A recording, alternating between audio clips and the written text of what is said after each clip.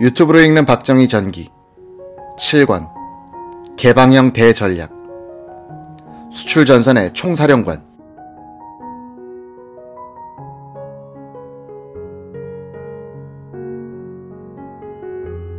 1964년부터 1965년은 우리나라가 대외개방 쪽으로 국가전략의 방향을 확실히 잡은 시기였다.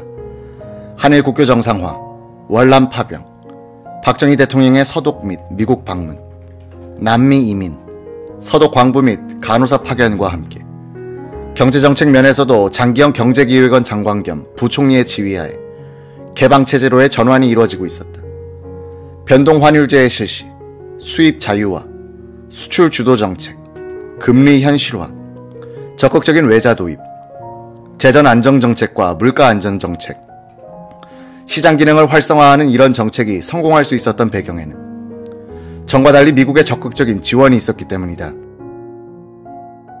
한일 국교 정상화와 월남 파병에 박정희 정부가 미국의 세계 전략에 적극적으로 협조한 대가로 국내 정치의 안정을 위한 미국의 협조를 얻었을 뿐만 아니라 경제 정책에 대해서도 많은 협조를 끌어낼 수 있었던 것이다. 1964년 5월에 입각한 장기영에게 시장 자유화 정책을 건의한 사람은 재무부 차관을 지낸 김정렴이었다. 김 씨는 1964년 초 한국일보 사장이던 장기영과 함께 도쿄에 가서 일본으로부터 어업 및 선박 협력 차관을 도입하는 비밀 교섭에 참여했다. 한국은행 출신인 두 사람은 자연히 한국 경제의 진로에 대한 이야기를 자주 나눴다. 개발연대의 경제정책에 크나큰 영향력을 행사하게 되는 김정렴은 당시로서는 드물게 국제금융에 밝은 사람이었다. 그는 미국 뉴욕 연방준비은행에서 연수, 한국은행 뉴욕 사무소 개설요원으로 근무한 뒤 클라크 대학에서 경제학 석사과정을 마쳤다. 김 씨는 일본 통이기도 했다. 일본 오이다고상을 졸업하고 조선은행에 들어갔다가 구마모토 육군 예비사관학교를 나와 히로시마 소재 군관구 사령부에 근무 중 원폭 투하 때 화상을 입었다. 김정렴은 한국은행 도쿄 지점에서 1년간 근무했고 한일 회담에도 관계했다. 미일의 경제 사정에 밝은 그는 한국이 따라야 할 개발 모델이 미국식과 일본식 중 어느 쪽인가 하는 화두를 품고 다녔다. 그가 내린 결론은 자원이 빈약한 대신 우수한 인력을 가진 일본이 수출입국 정책으로 성공한 모델을 한국이 따라야 한다는 것이었다. 그는 수출 대체 산업에 안주하지 말고 수입 대체를 위한 보호적 요소를 자유화해서 국제 경쟁력을 강화하는 동시에 수출 지향적 공업화에 착수하고 나아가서는 중화학 공업, 그리고 적극적으로는 고도기술 산업으로 발전해 나가야 한다는 요지의 건의서를 만들어 장기영에게 주기도 했다. 장기영은 입각 교섭을 받자 김정렴을 불러 주요 경제정책에 대한 아이디어를 요약해서 달라고 부탁했다.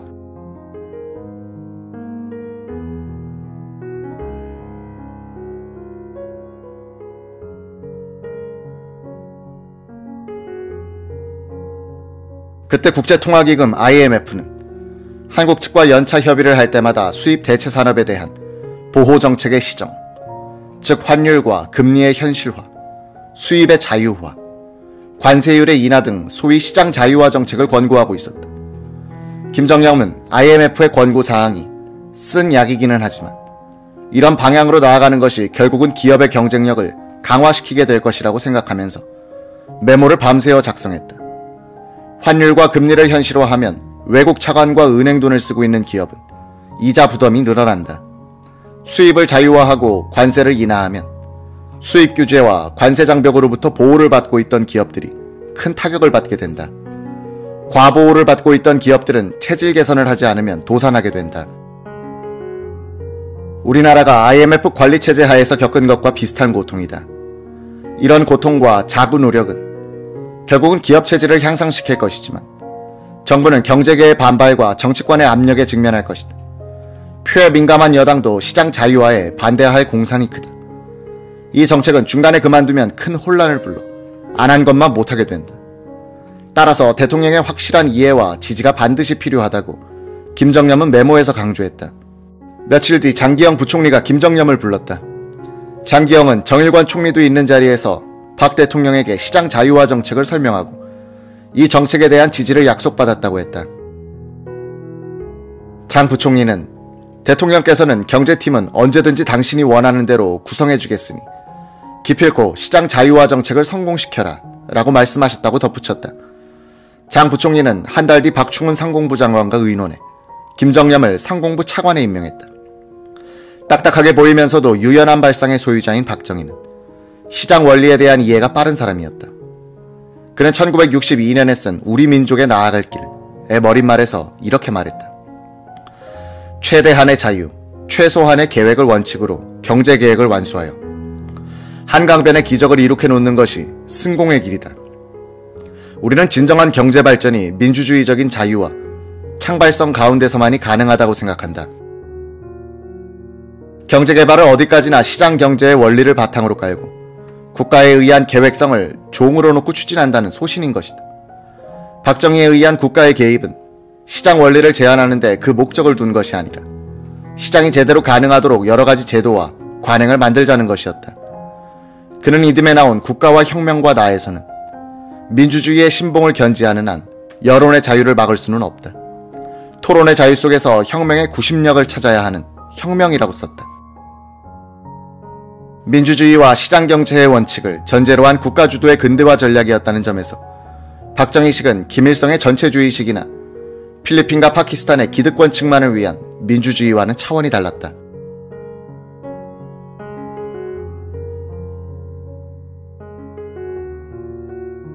장기영 경제기획원 장관 겸 부총리는 1964년 5월 취임하자마자 김정념이 권고한 대로 시장 자유화 정책을 우직하게 밀고 나갔다.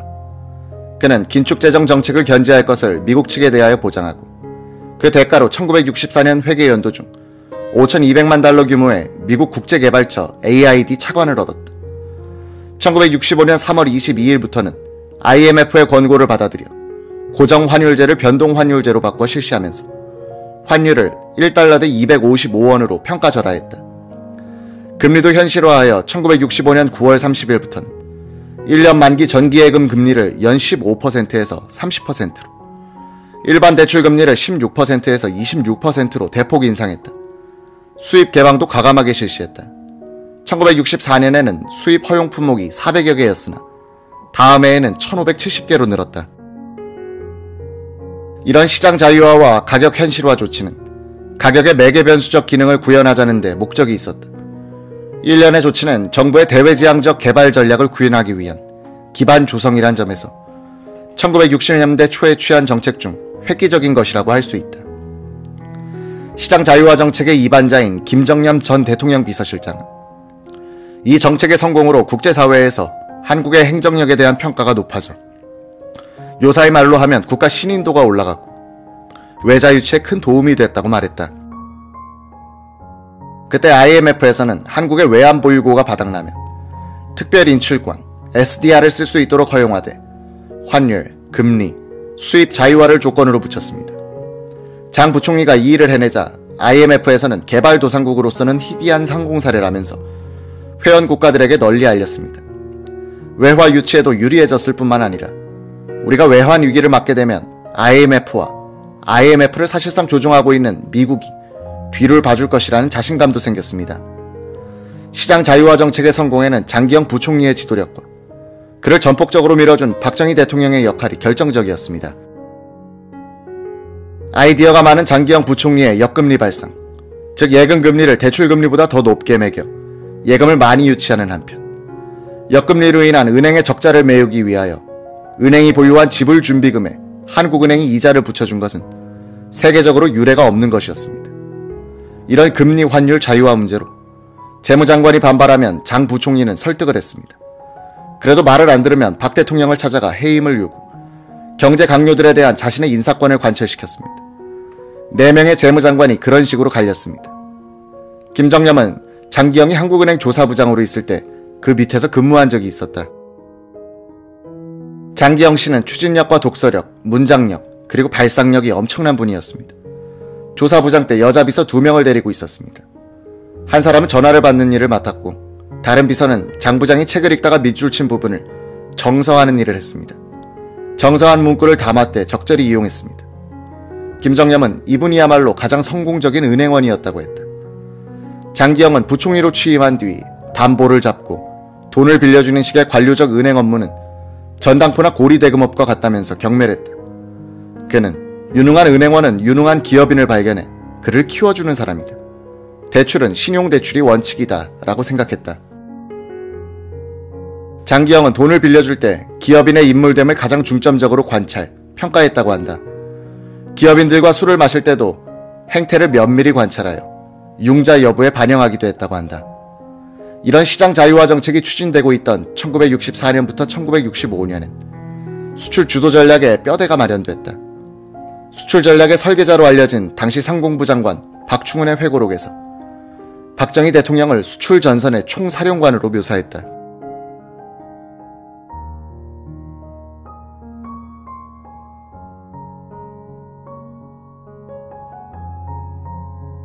대통령이 무엇보다 수출을 중요시하고 강력하게 지원했기 때문에 상공부에서는 수출만이 살 길이다, 수출 제일주의다 하는 것을 내세우고 수출하는 게 곧 애국하는 것이며 수출 공장에서 바느질하는 여공까지 깡그리 애국자라는 것을 강조하기에 이르렀다.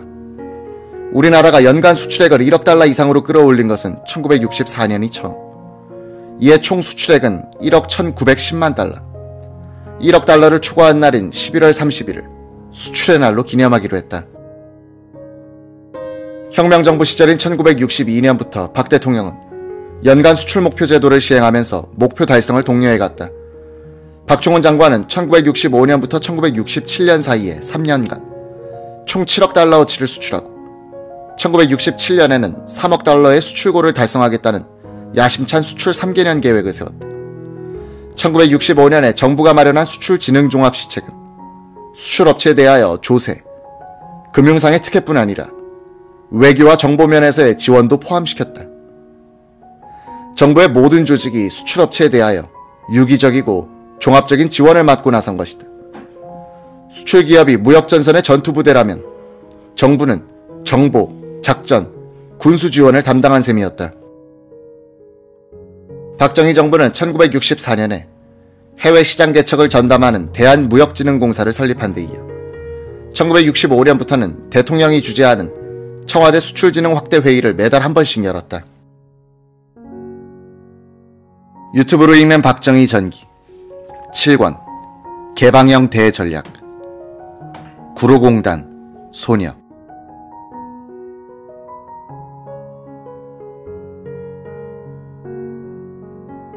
대통령 주재의 원래 수출진흥 확대 회의는 한국만이 가진 독특한 협의체로서 외국에서도 모방하려고 했으나 성공한 나라는 별로 없다고 한다. 이 회의에 박정희 대통령은 반드시 참석하여 수출 진도를 점검하고 애로사항을 즉석에서 해결해 주었다. 주무부서인 상공부가 이 회의에 수출 지원책을 내어놓으면 웬만한 것은 대통령 이름으로 받아들여져 즉각 시행되곤 했다. 경제기획원이나 재무부는 하급 부서인 상공부에 뒤치다거리를 한다고 불평하기도 했으나 국정의 우선순위에서 수출을 항상 윗자리에 놓는 대통령 때문에 기관 이기주의가 발붙일 틈이 없었다. 이즈음 어느 날 박 대통령은 수행원들과 함께 서울 구로공단 내의 한 공장을 시찰했다. 박 대통령은 10대 소녀 근로자가 열심히 손을 놀리고 있는 등 뒤로 다가가 가만히 지켜보다가 덥석 소녀의 손을 잡으면서 말했다. 네 소원이 무엇인가? 소녀는 무슨 잘못이라도 저지른 듯 겁에 질린 표정이었다. 대통령 수행원들이 겁내지 말고 소원이 있으면 말해봐라고 했다. 소녀는 기어들어가는 소리로 말했다. 저도 제 또래의 아이들처럼 교복을 한번 입어보고 싶습니다.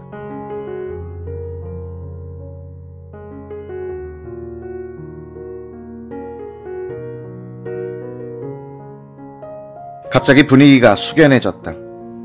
강직한 외모 뒤에 다정다감한 내면을 지닌 박 대통령은 훗날 산업체의 소년소녀 근로자들을 위한 특별 학급을 만들게 된다.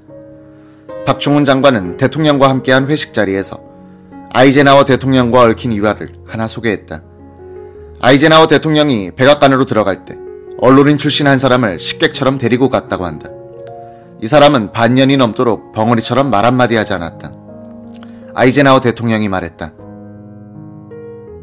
이제 당신이 여기 들어온 지도 6달이나 되었으니 무슨 말이든 한마디 해야 하지 않겠는가.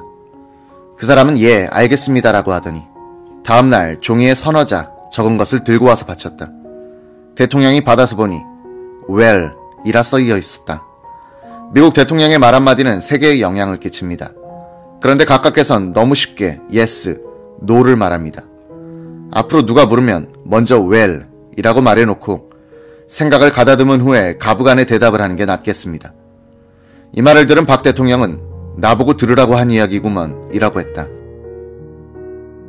박 장관은 술에 약해 김정영 차관을 종종 데리고 다녔다. 박 장관은 여기 김 차관은 장관 대신 술 마시는 것을 도맡다 보니까 우리 부에서는 야간 장관이라 불립니다 라고 농담을 했다. 박 대통령은 좋아요. 그러면 내가 김 차관을 야간 장관으로 임명하겠어요 라고 농담을 했다.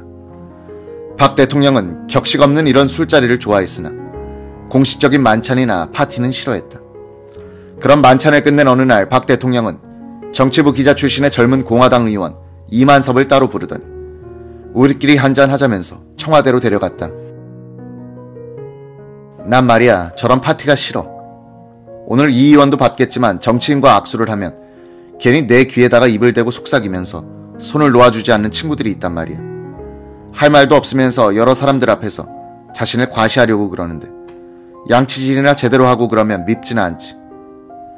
대구의 한 요정에서 있었던 일화. 모 국회의원이 대통령을 담당한 여자 종업원에게 농담을 했다. 네 각하하고 여러 번 했제. 순진한 종업원이 대통령에게 쪼르르 달려가 일러 바쳤다. 듣고 난 박 대통령은 그 국회의원을 향해서 소리쳤다. 그래 임마 했다. 그러니 네 형수한테 술 한잔 올려라. 이 무렵의 박정희는 1970년대의 그와는 많이 달랐다. 40대 후반의 젊은 대통령은 선거로 뽑힌 대통령이란 정당성을 근거로 하여 야당과 언론의 비판에 당당하게 논리적으로 대응했다.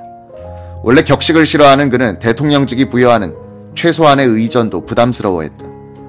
이 무렵 찍은 사진들을 보면 대통령과 합석한 측근 인사들도 대통령의 존재를 별로 의식하지 않고 자유롭게 담소하고 담배를 피우는 모습이다. 박 대통령은 한일 회담이나 월남 파병과 같은 중대사를 결정할 때는 충분한 토론을 거치게 했다. 공화당이 전체 의석 중 3분의 2에 육박하는 압도적인 의석을 갖고 있었으나 박 대통령이 야당에게 끌려다닌다는 불만을 털어놓을 정도로 국회 활동은 활발했다. 박 대통령의 이런 유연성은 자신감의 반영이기도 했다. 무엇보다도 그는 미국이 원하는 월남 파병과 한일 국교 정상화를 정력적으로 추진함으로써 미국의 지지를 확보했다. 이는 반정부 활동을 벌이는 야당과 학생들에 대한 미국의 전통적인 지지가 철회된 것을 의미했다. 1970년대에 들어서면 월남 전선에서 한국군이 철수하는 것을 계기로 하여 한미 간의 그런 고리가 끊어진다. 박 대통령의 영구 집권을 가능하게 한 유신체제의 선포와 함께 미국 정부는 야당, 학생, 지식인 사회에 박 대통령을 비판을 지원하는 형국으로 바뀐다.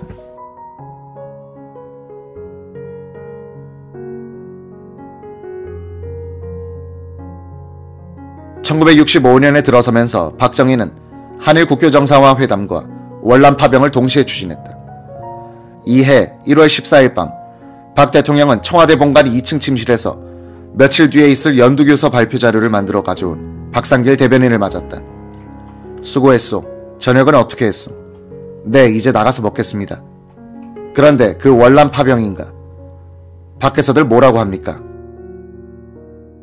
우리 처지에서는 공산군과 싸워 실전을 익힐 수 있는 좋은 기회고, 미국을 한번 도와줘 빚을 갚아볼 좋은 기회고, 경제 건설에 필요한 달러를 벌어들일 기회도 되고, 5천년 만에 처음으로 남을 도와 파병한다는 기록도 남기는 게 믿지는 장사는 아니라고 생각합니다. 묵묵히 듣고 있던 박 대통령은 다소 상기된 표정을 짓더니 관계자들을 부르시오 라고 즉석회의를 소집했다. 박 대통령은 리브케 서독 대통령으로부터 선물 받은 포도주를 가져오게 해 대변인과 함께 마시고 있으니 장관들이 놀란 표정으로 들어오기 시작했다. 요정에서 달려온 장관, 잠자리에 들었다가 뛰쳐나온 장관도 있었다. 박 대통령은 관계 장관들이 다 모였는가 하고 둘러보더니 입을 뗐다. 월남 파병을 결행하기로 했으니 그리들 알고 각자 필요한 작업에 내일부터 착수토록 하시오. 박정희가 이날 밤에 말한 월남 파병은 파병이 이미 확정된 비전투부대인 비둘기 부대에 이어 전투부대도 보내겠다는 뜻이었다. 미국과 월남 정부가 공식적으로 전투부대 파병을 요청하기 전이었다. 박 대통령은 그런 공식 요청이 언제 오는가 하고 초조하게 기다리고 있는 형편이었다. 이에 7차 한일회담은 아슬아슬하게 진행되고 있었다. 1964년 12월에 급사한 일본 측 수석대표 스기 미치스케의 후임이 된 다카스키 시니치는 평생을 미쓰비시 그룹에서 일해온 재계의 거물이었다. 그는 1965년 1월 7일 외무성 출입기자들과 회견하는 자리에서 망언을 했다. 조선 통치에 대하여 한국 측은 사죄를 요구하고 있으나 우리로서도 할 말은 있다. 우리는 조선을 좀 더 풍요롭게 만들려고 지배한 것이다. 지금 조선의 산들은 벌거숭이가 되어 있는데 이는 조선이 일본에서 이탈한 때문이다. 일본이 한 20년간 더 지배했으면 좋았을 뻔했다. 창씨개명은 조선인을 동화시켜 일본인과 같은 대우를 해주려고 한 배려였다. 이런 발언이 일본 공산당 기관지 아카하다에 보도됐다. 김동조 주일대사 겸 수석대표는 이 내용이 한국신문에 보도되면 회담이 결렬되고 말 것이라고 판단했다. 그는 우시바 차석 대표에게 전화를 걸어 사건이 확대되면 우리로서도 어쩔 수 없다. 그러니 다카스키 대표가 한국 기자들과 만난 자리에서 이 발언을 무조건 부인하도록 하라 라고 했다. 우시바도 사태의 심각성을 깨닫고 다카스키로 하여금 1월 18일 한국 기자들과 만나 자연스럽게 자신의 발언을 부인하도록 했다. 다카스키는 이날 본회의 직후 한국 언론의 주일 특파원들과 대화하면서 태연스럽게 말했다.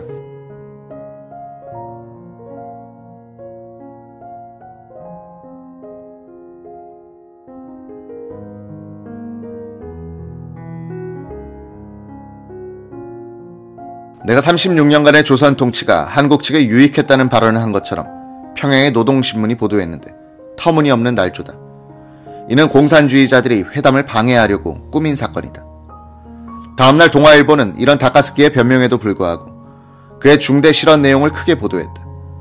20일 본회의에서 김동조 수석대표는 이 기사를 읽은 다음 이 내용이 사실이라면 회담의 계속 여부도 재검토하지 않을 수 없다 라고 경고했다. 다카스키 수석은 보도 내용을 부인하는 문안을 낭독함으로써 이 발언 파문은 수습됐다. 이 문안은 김동조 대사가 미리 일본 측에 요구하여 작성된 것이었다. 이동원 외무장관은 국내의 반일 감정을 순화시키기 위해서는 일제의 식민지 지배에 대한 일본 정부의 공식 사과를 받아내는 것이 중요하다고 판단했다. 1964년 10월 김동조 대사가 일본에 부임할 때 요시다 전 총리 같은 거물이 한국에 와서 사과를 하도록 노력해줄 것을 당부했었다. 김동조 대사는 일본에서 신하 외상을 만나 방안을 요청하고 주일 미국 대사 라이샤워를 만나서도 측면 지원을 당부했다. 한일회담 한국 측 수석대표를 겸한 김 대사는 종래의 일괄 타결 전략을 수정하여 문제별, 위원회별, 개별 타결 방식으로 전환했다. 청구권, 어업, 기본조약, 제1동포 문제가 한일회담의 4대 의제였다. 청구권 문제는 1962년에 김종필 오이라 메모로 그 대강이 결정됐다. 김 대사는 기본조약을 마무리하면 2개 문제가 해결되므로 국교 정상화를 기정사실로 만들면서 조기 타결로 가져갈 수 있다고 판단했다. 각 분과위원회별로 실무선에서 합의를 해보고 합의가 되지 않는 것들은 마쿠 교섭 또는 정치회담에서 타결하기로 한 것이다. 일본도 이런 수순에 동의했다. 유튜브로 읽는 박정희 전기 7권 개방형 대전략 한일 외무장관의 낯술.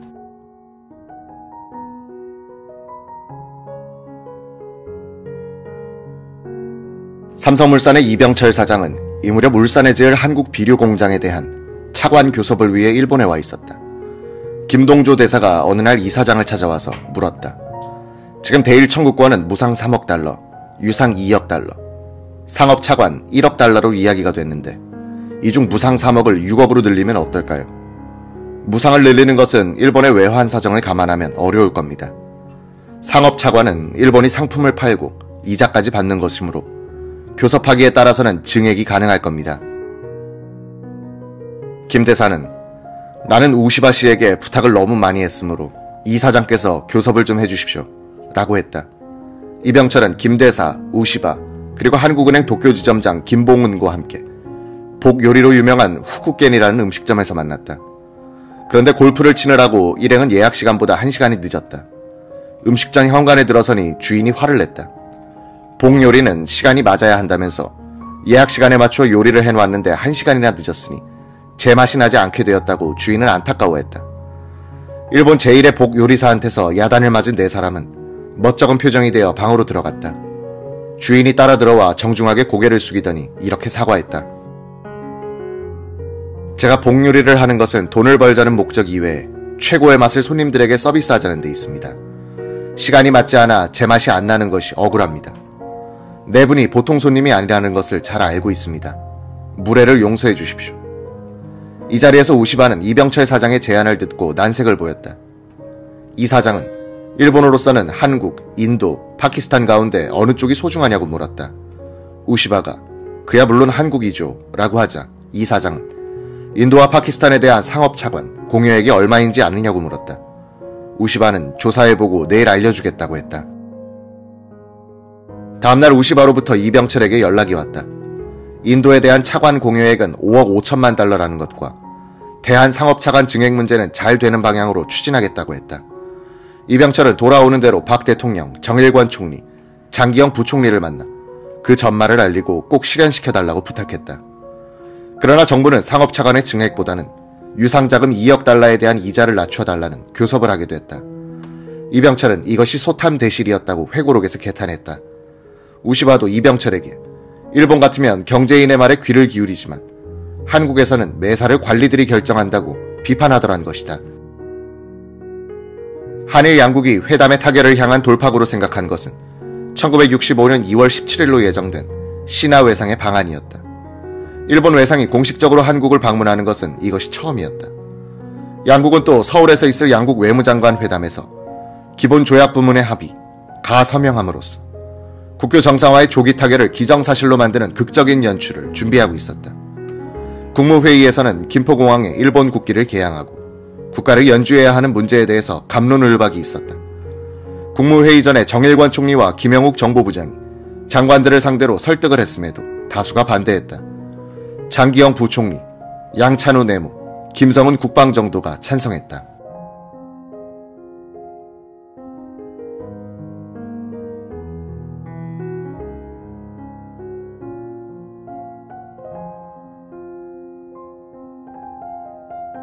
박 대통령은 답답하다는 표정을 짓고 있었다.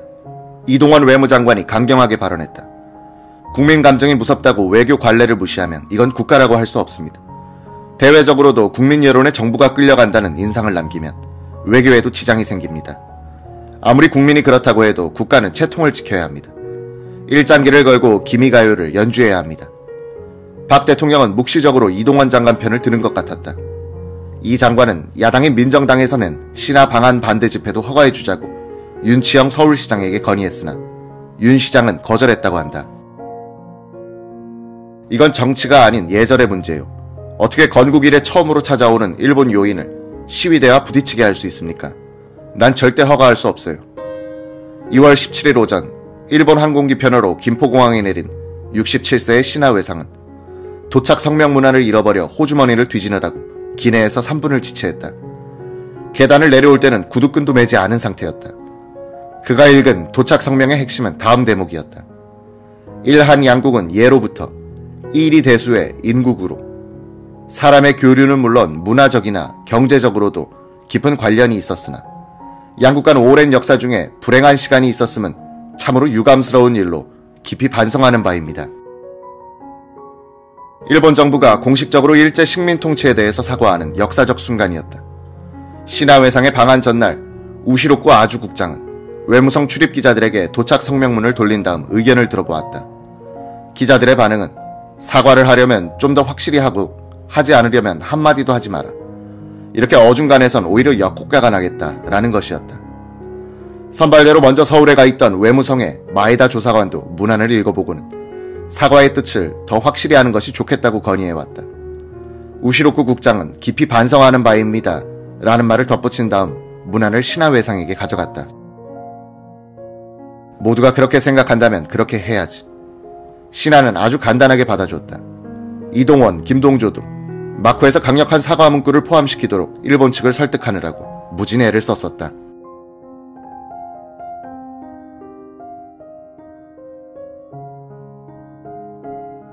일본 외무장관으로서는 최초의 공식 방한. 신하 외상을 맞은 1965년 2월 17일의 김포공항에선 이변이 하나 있었다. 67세의 신하가 30살가량 아래인 이동원 외무장관의 안내를 받으면서 의장대를 사열하는데 기미가요가 나와야 할 대목에서 아리랑이 흘러나오는 게 아닌가. 대통령이 일본 국가의 연주를 허락한 것으로 알고 있었던 이 장관은 속으로 각하가 허락하셨는데 마음을 바꿨나 하고 생각했다. 이 일은 별 말썽 없이 지나갔고 그날 저녁의 워커힐 만찬장에서는 기미가요가 연주됐다. 이 장관과 함께 승용차에 타고 숙소인 조선호텔로 들어오는 차 중에서 신하는 말이 없었다. 도쿄에 비해서 서울은 깨끗하고 조용하군요 라고 한마디 했을 뿐이다. 차가 조선호텔에 거의 당도했을 때 시위 군중 속에서 던진 달걀이 차체에 맞았다. 이동원은 서툰 일본어로 말했다. 놀라실 것 없습니다. 이건 환영의 표시입니다. 아마 증오의 표시였다면 총을 쐈을 겁니다. 신하는 유쾌하지 않은 표정이었다. 독백처럼 환영 제스처 치고는 좀 지나친데 라고 말했다. 다음날 박정희 대통령은 청와대를 방문한 신하 외상 일행을 맞아 30분간 요담했다. 박 대통령은 일본이 먼저 과거사에 대한 한국민의 감정을 이해하고 손을 내밀어 납득이 갈 만한 성의 표시를 해야 할 것이다 라고 말했다. 박 대통령은 자신보다 20살가량 많은 신하를 앞에 두고 감회가 새로웠을 것이다. 그가 일본의 괴뢰국인 만주국의 장교 양성기관 만주군관학교에서 훈련을 받고 있던 생도 시절 신하는 만주국의 산업부 국장이었다. 그는 만주국 총무처 차관으로서 괴뢰국을 조정하던 기시 노부스케와 함께 군국주의 일본이 만주에 파견한 대표적 엘리트였다. 그는 전후 동화와 정치란 책을 썼는데 이런 대목이 있었다. 일본이 대만, 조선, 만주를 합방, 경영한 것이 제국주의라고 일컬어진다면 그것은 영광 있는 제국주의다. 그런 그가 과거를 반성하고 사과하는 사절로 박 대통령 앞에 선 것이다. 박 대통령은 야망가와 음모가들이 몰려들던 동양의 서부, 만주에서 질풍노도의 시대를 같이 호흡했던 사람들끼리 갖는 편안한 신뢰감 같은 것을 신하로부터 받았던 것 같다. 박 대통령은 신하 일행에게 점심으로 한정식을 대접했다. 신하 외상은 젓가락으로 밥을 맛있게 먹는데 쩝쩝 하는 소리가 들릴 정도였다. 덕택에 긴장된 분위기가 풀렸다.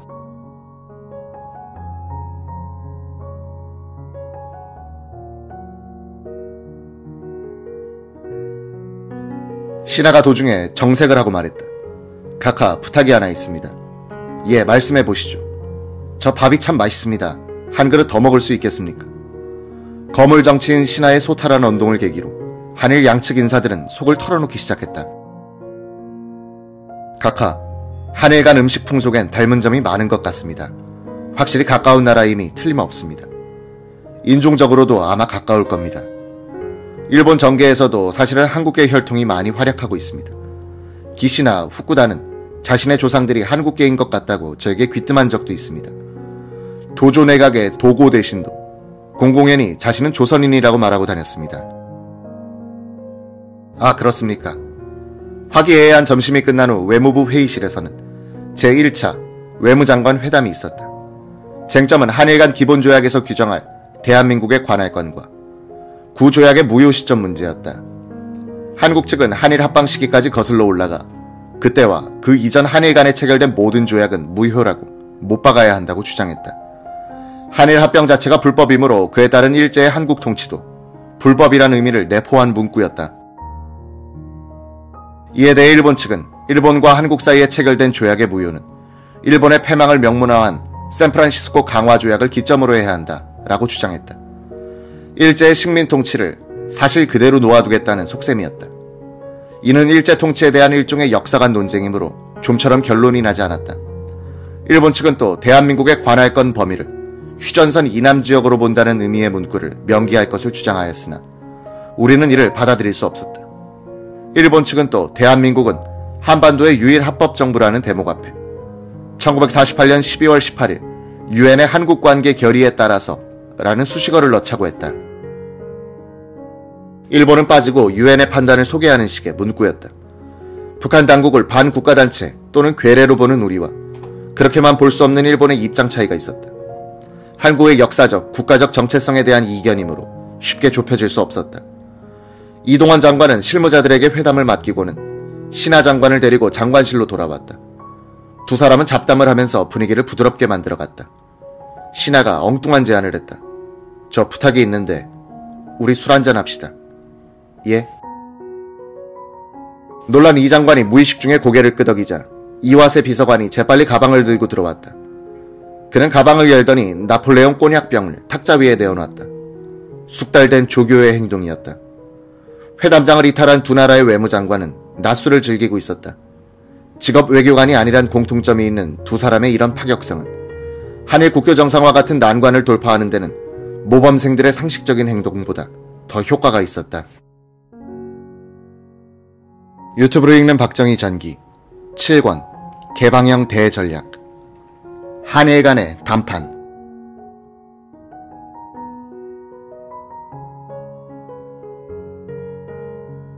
1965년 2월 18일 서울에서 있었던 이동원 신하 한일 외무장관 회담은 대한민국 정부의 관할권과 구조약 문제를 놓고 팽팽한 입장 차이만 보이고 별다른 진전을 보지 못했다. 그날 밤 우이동의 요정 선운각에서는 양측 대표들 사이에 만찬이 있었다. 신하는 밴드가 한국 유행가를 연주하자 가만히 듣고 나서 이렇게 말했다. 내가 중국 노래도 들어봤지만 이처럼 가슴에 와닿지는 않았어. 역시 우리 두 나라는 역사의 밑바닥에 깊은 무엇이 흐르고 있는 게 분명하오. 신하는 만찬을 피하고 헤어지기 전에 이 장관에게 조용한 데서 이야기할 게 있다고 붙들었다. 별실에서 신하는 심각한 표정으로 변하더니 이 장관, 다케시마는 어떻게 할 작정이요? 사또 총리의 특별 지시도 있었어요. 외무성의 증거 서류를 보면 다케시마는 분명 일본 영토인데 라고 했다. 우리에게도 대마도가 우리 땅이라는 역사 자료가 있습니다. 그러면 대마도와 독도를 바꾸죠. 대화는 싱겁게 끝나버렸다. 다음 날에도 외무장관 회담을 양측 신불자들에게 맡겨놓고 이동원과 신하는 장관실에 앉아 시간을 죽이고 있었다. 신하가 불쑥 말했다. 난 오늘 아침 영자신문을 보고 깜짝 놀랐어요. 내가 나를 물러가라고 데모를 벌이고 있었으니. 예, 거 조선호텔 앞 시위 사진 말이요. 야당인 민정당의 당수 윤보선 전 대통령이 신하 외상과 닮은 점을 두고 한 말이었다. 이틀 전 환영 만찬에서도 그런 이야기가 나오자 신하는 내가 한 살 아래이니 동생이군요. 그런데 우리는 같은 조상님을 둔 것이 아닐까요? 라고 해서 웃겼다. 2월 19일 외무장관 회담도 실무자들 사이에 진전 없이 끝났다. 구조약 폐기의 시기 문제는 의견 접근이 가능해졌다. 한일 양측 사이의 구조약은 이미 무효란 의미로 already를 문장에 삽입하기로 합의한 것이다. 1951년 샌프란시스코 강화 조약을 양국 간 모든 조약의 무효 시점으로 하자는 일본 측과 1910년의 한일 합병을 기점으로 하자는 한국 측의 주장을 절충한 것이다. 대한민국의 관할권 문제에 있어서는 진전이 없었다. 일본 측은 대한민국이 한반도의 유일합법 정부임을 UN 결의를 빌어 인정하는 형식을 취하면서 그 관할권은 휴전선 이남에 한정된다는 조항을 넣으려고 했다. 한국 측은 이를 전면 거부했다. 다음 날이면 신하가 귀국하게 되어 있었다. 사또 총리 등 일본 정부 수뇌부도 무리하게 굳이 합의 볼 필요가 없다는 자세였다고 한다. 이동원 장관은 오후 5시쯤 청와대로 박정희 대통령을 찾아가 보고했다. 각하, 구조약 문제는 우리가 양보할 수도 있는 사안이지만 관할권 문제는 국기와 관계되는 일인 만큼 양측이 모두 완강합니다. 그러나 완전히 끝난 것은 아닙니다. 박 대통령은 언짢은 표정을 짓더니 자리를 박차고 일어나면서 내뱉듯이 말했다. 마음대로 해. 나는 머리 좀 식히려 진해에 갔다 올 테니. 내가 임자를 외무장관에 임명할 때 분명히 말한 것이 있잖아. 한일 회담은 임자에게 일임하겠다고. 그러니 임자 책임 아래서 최선을 다해봐. 이날 저녁 조선호텔에서는 신하 장관이 주최하는 만찬이 열렸다. 장기영 부총리가 이동원 장관에게 다가오더니 걱정을 해줬다. 회담이 잘 안 되는 모양이지. 야단인데. 그게 잘 되어야 우리 경제도 소생할 텐데. 2판 4판으로 밀어붙여봐. 일단 저질러 놓고 보는 것 있잖아.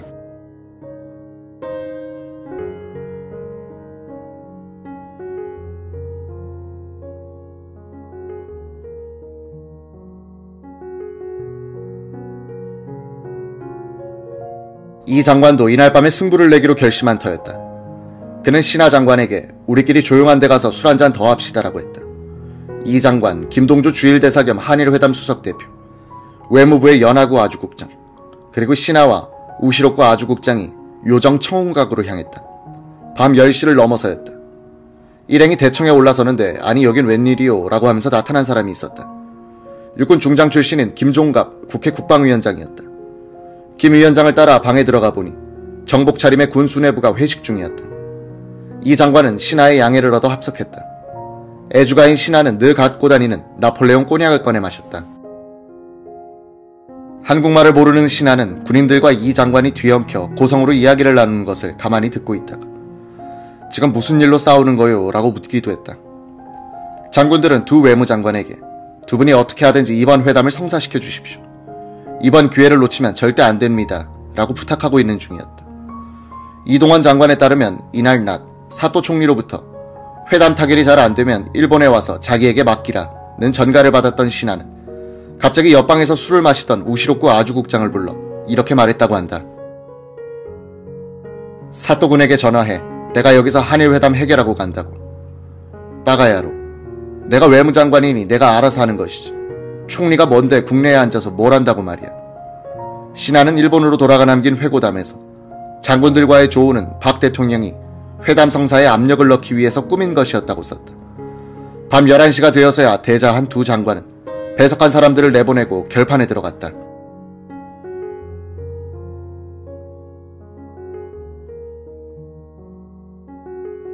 신하회상은 맞은편의 이동원 장관에게 어떻게 할 수 없을까라고 말을 흐렸다. 이 장관, 이번 교섭이 실패하면 이러한 회담은 또 몇 년 늦어질 겁니다. 이 장관이 이제는 결단을 내려야 할 차례요. 이 장관이 정색을 하고 말했다. 대신께서는 저의 부친보다도 연장자십니다. 저 같은 어린 나이의 인간도 목숨을 걸고 이 일을 하고 있습니다. 왜 일본 안에만 집착하십니까? 생각을 다시 해봅시다. 묘안이 떠오르지 않는데 이동원 장관은 방을 나서서 연하구 국장을 찾았다. 연 국장과 우시로쿠 국장은 문 밖에서 두 장관이 무슨 이야기를 나누는지 귀를 기울이고 있었다. 직업 외교관인 두 국장은 외교 경험이 적은 두 장관을 걱정하고 있는 눈치였다. 이 장관은 연 국장을 향해서 연구해 보았는가? 라고 물었다. 예, 무리는 좀 있습니다만 준비한 것이 있습니다. 갖고 들어오시오. 이 장관은 연하구 국장이 가져온 메모를 신하 앞에 내놓았다. 일본 측은 대한민국의 관할권은 휴전선 이남에 한정된다는 부분을 포기하고 한국 측은 국제연합의 결의에 따르면 대한민국은 한반도의 유일 합법 정부란 문안에 동의한다는 절충안이었다. 신하는 우시로쿠와 의논하더니 이 정도라면 본국에 설명이 되는데 라고 반응했다. 좋아요. 본국 측에 대한 설득은 내가 책임을 질 테니 귀하도 한국 측을 책임지세요. 신하가 너무 적극적으로 나오자 이동원은 한 발 물러섰다. 안 됩니다. 대통령의 양해를 얻지 못하면 안 됩니다. 이렇게 하여 양측은 상부의 재가를 얻은 다음 신하가 귀국하는 이날 오후에 기본조약 가조 인식을 갖기로 했다. 당시 한일 간의 국제전화는 사정이 좋지 않았다. 일본 측은 한국군과 제1미군 사이의 군용전화선을 이용하기로 하고 오전 6시부터 30분 간격으로 총리, 자민당 부총재, 간사장, 외무차관에 연결시켜줄 것을 부탁하고 헤어졌다. 이미 시계는 1965년 2월 20일 새벽 2시를 넘고 있었다.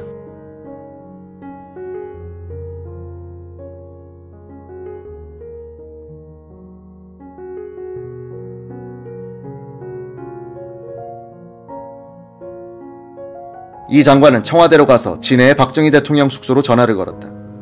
박 대통령은 자지 않고 이 장관의 전화를 기다리고 있었다. 그는 장관에게 합의한 문안을 읽어보라고 했다. 어떻게 생각해? 이 정도라면 국민들을 설득할 수 있다고 생각합니다. 신하 회상은 뭐라고 하던가? 그분도 일본 국회에서 설명할 수 있겠다고 했습니다. 좋아, 그대로 하게. 이날 아침 신하 회상은 사또 총리에게 합의사항을 보고했다. 사또는 몇 가지 질문을 하더니 제가했다. 1951년에 한일회담이 시작된 이래 14년 만에 드디어 국교 정상화의 돌파구가 열린 순간이었다. 20일 오후 2시 외무부 회의실에서 연하구와 우시로쿠 국장 사이에 가조인된 대한민국과 일본국 간의 기본 관계에 관한 조약은 7조로 되어 있었다. 쟁점이 되었던 2, 3조는 이렇게 확정됐다. 제2조 1910년 8월 22일 또는 그 이전에 대한제국과 일본제국 간에 체결된 모든 조약 및 협정이 이미 무효임을 확인한다. 제3조 대한민국 정부가 국제연합총회 결의 제195호에 명시된 바와 같이 한반도에 있어서의 유일한 합법 정부임을 확인한다. 한일 간 외무장관 회담이 서울에서 열리고 있던 2월 19일, 사이공에서는 또 쿠데타 시도가 있었다. 1963년 가을 고딘 디엠 대통령이 쿠데타로 무너진 이후 8번째의 쿠데타였다. 타오 대령이 주미 월남대사 키엠 장군을 업고 일으킨 이 쿠데타 기도는 군사혁명위원회 위원장 구엔 칸 장군을 지지하는 부대가 사이공을 탈환함으로써 이틀 만에 실패로 끝났다. 베트공의 공세가 강화되고 미군의 월맹 폭격이 연일 계속되는 가운데 2월 25일 비둘기 부대 약 2,000명이 사이공항에 도착했다. 박 대통령은 본격적인 전투부대 파견에 교두보를 만든 것이다. 1965년 1월 14일 김영욱 정보부장은 김현철 주미대사와 함께 백악관을 찾아가 국가안보회의 간부 체스터 L 쿠퍼와 만났다. 김 부장은 박 대통령은 존슨 대통령이 요청하는 것이면 무엇이든지 기꺼이 협조할 생각이다 라고 본심을 털어놓았다. 브라운 주한 미국 대사는 2월 22일 박 대통령에게 존슨 대통령의 방미 초청장을 전달했다. 박 대통령 부처가 오는 5월 17일 18일 국빈으로서 워싱턴을 방문해달라는 내용이었다. 이 초청의 가장 큰 목적은 한일 국교 정상화 회담과 관련하여 양국의 관심사를 논의하는 것으로 되어 있었으나 나중에는 전투부대의 파월이 새로운 의제로 추가된다. 3월 4일 김현철 대사는 백악관에서 쿠퍼를 다시 만났다. 그는 신화 방한 후에 한일 회담 진전 상황에 대한 문서를 전달한 뒤 이렇게 떠봤다. 한국이 전투병력을 월남에 파병하겠다고 제의한다면 미국은 관심을 가질 것인가? 쿠퍼는 우리는 아직 제3국의 병력을 사용할 생각을 갖고 있지 않다고 답했다. 유튜브로 읽는 박정희 전기 7권 개방형 대전략 철부지 학생과 위선적 지식인들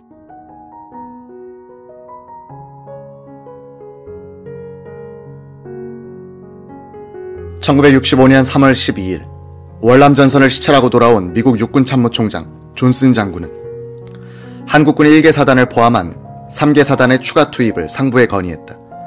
3월 16일에는 미국 해병대 2개 대대가 월남의 다낭에 상륙했다. 지상군 전투부대가 최초로 참전함으로써 월남전은 새로운 국면을 맞게 됐다. 3월부터 미국 정부는 마쿠에서 한국군 전투부대의 파병을 위한 정지 작업을 시작한다. 브라운 주한미국 대사와 이동원 외무장관 사이에서 탐색전으로 전개되던 한국군의 전투부대 파월 문제가 공식적으로 논의된 것은 3월 15일. 이날 워싱턴을 방문한 이 장관은 러스크 국무장관과 3시간에 걸친 오찬 회담을 가졌다. 회담을 마치고 나온 이 장관은 기자들에게 러스크 장관에게 월맹과의 협상에 반대한다는 한국 측의 입장을 전달했다. 미국과 월남 정부가 한국 전투부대의 원조를 필요로 한다면 그런 요청을 진지하게 고려할 용의가 있다고 말했다. 이 회담에서 러스크 장관은 한일 간의 기본조약 가조인에 만족했으며 국교 정상화 회담의 조기 타결을 희망했다. 이동원 장관은 18일에는 존슨 대통령을 만나 30분간 요담했다. 이날 주된 화제는 전투부대의 월남 파병이었다고 한다. 이 장관은 한국군이 월남에 갈 경우 미국이 부담해주길 바라는 여러 항목을 설명하고 존슨의 언약을 받았다고 주장하고 있다. 4월 들어서 미국 정부는 한국 전투부대의 파병을 성사시키기 위해 바쁘게 움직인다. 4월 1일 대통령 안보보좌관 맥조지 번디가 존슨 대통령에게 보고한 메모를 읽어보면 워싱턴 당국은 한국군 1개 전투사단의 파워를 전제로 한 월남전 확대 전략을 구상하고 있었음을 알 수 있다. 이 메모에서 맥조지 번디는 국무장관의 의견으로는 한국의 국내 사정이 미묘하기는 하지만 한국 정부와 조용하게 접촉하여 현재 월남에 주둔하고 있는 한국군 2,000명을 보강하는 형식으로 전투부대를 파견할 수 있을 것 같다고 했다. 1965년 4월 15일 러스크 국무장관은 사이공의 주미대사 테일러에게 월남 정부와 연대 규모의 한국군 전투부대를 파견하는 문제를 논의해보고 월남 정부가 그런 파병 제의를 최대한 빠른 시일 안에 한국에 하도록 만들라고 지시했다. 테일러는 이틀 뒤 대규모 외국군 부대를 투입하는 문제에 대해서 그들의 동의를 얻기는 쉽지 않을 것이라고 보고했다. 월남 정부는 한국군의 파병이 자신들을 도우려는 것이라기보다는 미국 정부가 국내 여론 무마용으로 만든 것이라는 불신감을 갖고 있었다. 미국 정부는 이런 월남 정부에 대해서 외국군을 받아들여야 군수 지원을 하겠다는 식으로 압박을 가해 한국 정부 등의 전투부대의 파견을 요청하도록 만들었다. 월남 정부는 비전투 한국군의 파견도 반기지 않았다. 1965년 2월에 파견된 비둘기 부대의 선발대장으로 월남에 미리 도착하여 복잡한 행정 문제를 처리했던 이훈섭 준장. 그때 당신은 어디에 있었는가? 베트남 파병 선발대장의 회고란 책을 썼다. 이 장군의 회고에 따르면 한, 미, 월 합동회의에서 한국군은 월남군의 작전 통제하에 들어갈 수 없다고 하자 월남 최고사령부 작전참모부장인 탕 장군이 일어서더니 이렇게 말하더란 것이다. 한국이 우리나라를 위해 군대를 파견한 것은 고마운 일이지만 그런 지원이 꼭 필요한 것은 아닙니다. 우리는 귀국에 대해 원조를 요청하라는 설득을 미국 정부로부터 받았습니다. 한국 전투부대의 파병이 미국 정책으로 공식 채택된 것은 1965년 4월 20일 호놀룰루의 미 태평양사령부에 있었던 고위 전략회의에서였다. 이 회의에는 맥나마라 국방장관을 비롯 존 T. 맥노턴 국방차관, 윌리엄 번디 국무차관, 합참의장 휠러 대장, 주월 미국 대사 맥스웰 테일러, 미 태평양 지역 사령관 샤프 제독, 주월 미군 사령관 웨스트 모어랜드가 참석했다.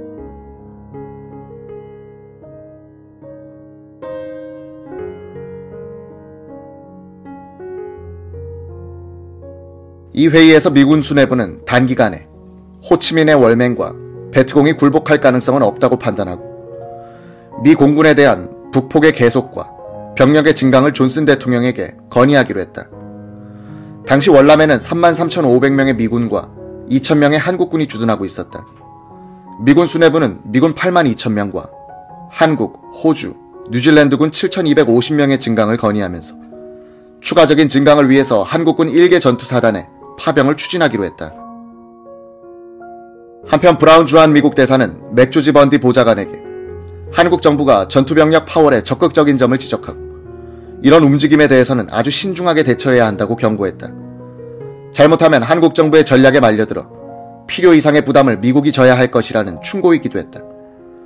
정상회담 후에 발표될 공동성명서 문안은 상당 기간 전부터 검토되는데 5월 1일 주한미국 대사관이 작성하여 국무부에 보고한 16일 뒤로 예정된 한미 정상회담 성명서 초안에는 박정희 대통령에 대한 선물을 많이 준비하고 있었다.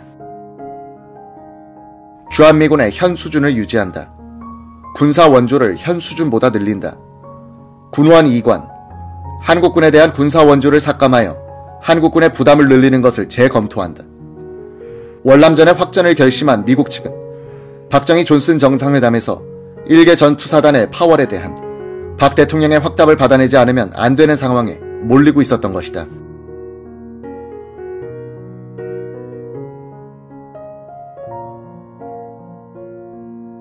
(1965년 4월 30일) 오후 방한 중인 마셜 그린 미 국무부 극동 담당 부차관보는 서울 중구 정동의 미 대사관저에 윤보선 민정당 총재를 초대하여 한일 회담과 관련한 요담을 했다. 그린 부차관보는 5.16 군사혁명 때는 대리 대사로서 윤 대통령을 찾아가 박정희 소장이 지휘하는 쿠데타군을 진압하기 위해 병력 동원을 건의했으나 거절당한 인연이 있었다. 이날 민정당의 김준현 의원은 그린 부차관보를 카카라고 호칭하면서 그에게 보내는 공개장을 발표했는데 요지는 박 대통령의 방미 정상회담 계획을 중단시켜달라는 것이었다. 한 공화당 의원은 이렇게 불평했다. 자기 나라 현직 대통령도 안 만나겠다는 전직 대통령은 외국의 외교관을 찾아가 만나고 또 다른 인사는 각하란 말까지 썼는데 이건 굴욕 외교가 아닌가. 한 야당 의원도 부차관보는 우리나라 국장급인데 하면서 고개를 갸우뚱했다고 보도도 했다. 이날 박 대통령도 벌컥했다. 그는 박상길 대변인을 불러들였다. 그 X버선인지 험버선인지 아는 자가 하는 말을 나는 다 알고 있지. 새까만 일본 헤이타이 출신인 쬐끄마한 내가 쟤까짓게 뭘 알겠느냐 이런 말 아니요. 도대체 당신은 뭘 하는 사람이요. 박상길은 나오자마자 윤보선의 사대적 태도를 비판하는 논평을 냈다. 다음날 그린 부차관보가 브라운 주한미국 대사와 함께 청와대를 찾아왔다. 박 대통령은 그린이 윤 전 대통령을 만난 데 대하여 기분이 상해 있었다. 그린 부차관보는 일국의 대통령을 앞에 두고도 담배를 꼬나물고 다리를 포개고 앉았다. 박 대통령은 그 무서운 눈매를 번뜩이면서 그린을 정면으로 쏘아보더니 통역에게 말했다. 이자에게 내가 하는 말을 한마디도 빼지 말고 그대로 통역하시오. 박정희는 비수 같은 질문들을 던졌다. 그래, 윤보선 씨가 뭐라고 하던가. 당신은 지금도 내가 물러나야 한다는 생각에 변함이 없는가. 배석했던 박상길에 따르면 그리는 원색적인 대통령의 한국말을 얼마간 알아듣는 것 같았다고 한다. 박 대통령은 시선을 그린의 눈에 고정시키고 추궁하듯이 따지고 들었다. 정말 옆에서 보기에도 식은땀이 흘렀다. 그린은 대통령의 말씀이 몇 마디 진행되자 겹친 무릎을 풀고 자세가 장군 앞에 선 병졸 모양으로 초긴장되면서 교장 선생에게 꾸중 듣는 학생 모양으로 담배는커녕 손끝까지 떨리는 듯했다. 그리고는 정확한 발음으로 Yes, sir, excellency 소리만 연거푸하다가 다리를 후들거리며 정신없이 나갔다. 나는 이때 크든 작든 한 나라의 국가 원수란 이렇게 무서운 것이구나 하고 느꼈고 한 독립국가의 주권에 대하여 뼈로부터 우러나오는 긍지를 통감했다. 이즈음 박 대통령은 학생, 지식인, 야당 세력들이 다시 뭉쳐서 조인이 임박한 한일 국교 정상화 조약 반대운동을 벌이려고 하는 조짐에 대해서 신경이 날카로워졌다. 그린 부차관보를 혼내준 다음날 박정희 대통령은 진해 제4비료공장 기공식에 참석, 치사를 하다가 미리 준비한 원고를 제쳐놓고 학생들과 인텔리들을 향해서 격한 비판을 쏟아붓기 시작했다. 박정희 대통령은 가끔 책상을 소리나게 치면서 자신의 분노를 격양된 억양으로 적나라하게 드러냈다.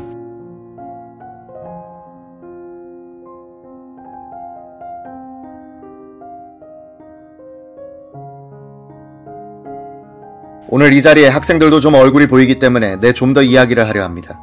학생들, 지금 정치인들이 국회에서 뭐라고 떠들면 내용도 모르고 덮어놓고 거리에 나와서 플래카드를 들고 무슨 학교에서 성토대회도 하고 무슨 정부 물러가라, 매국하는 정부 물러가라 하는 등 이런 철없는 짓도 하는데 나는 학생 제군들에게 솔직히 이 자리에서 얘기해 두거니와 제군들이 앞으로 이 나라의 주인공이 되자면 적어도 10년 내지 20년 후라야만 제군들이 이 나라의 주인공이 되는 겁니다. 제군들의 시대가 오는 겁니다. 오늘 이때에는 우리들 기성세대가 모든 것을 책임지고 여러분들 못지않게 나라에 대한 것을 걱정하고 근심을 하고 노력을 하고 있다는 것을 여러분은 잊어서는 안 됩니다. 4.19 정신의 계승운운하나 그런 정신은 100년에 한 번이나 수백 년에 한 번 있을까 말까한 숭고한 정신입니다. 문제 하나하나를 4.19 정신에 결부시킨다면 4.19를 모독하는 겁니다. 박 대통령은 철부지 학생들에 이어 위선적인 지식인들에게 예봉을 들이댔다. 과거 일제시대에 우리가 일제와 싸우던 것과 마찬가지인 정신자세, 즉 외적이 와서 우리를 점령하고 우리를 식민지화하고 우리가 남의 노예가 되었을 때 우리가 일제에 대항하던 이러한 정신자세는 근본적으로 뜯어고쳐야 되는 겁니다. 인텔리 가운데는 정부가 하는 일은 무조건 반대하여야만 그 사람이 아주 인텔리고 지식인이고 애국자연합니다. 정부가 하는 일은 그네가 아무리 생각해도 옳다고 해도 여럿이 있는 데서 이야기했다가는 저 사람은 싸꾸라요, 정부의 앞잡이다 하는 이런 우리 한국의 인텔리들의 사고방식이 근본적으로 뜯어고쳐지기 전에는 한국의 근대화라는 것은 어렵습니다.